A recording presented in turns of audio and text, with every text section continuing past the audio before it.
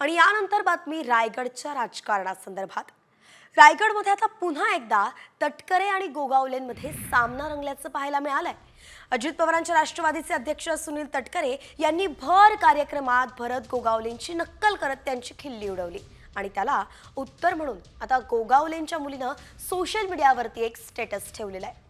उभ्या आयुष्यात नॅपकिनची जादू काय आहे हे तुम्हाला कळणार नाही असा टोलाच त्यांनी स्टेटसच्या माध्यमातून लगावलाय। ही दोन्ही दृश्य आपण पाहतोय। तटकरेंनी भर सभेमध्ये नॅपकिनची नक्कल करत गोगावलेंची नक्कल केलेली आहे। नॅपकिन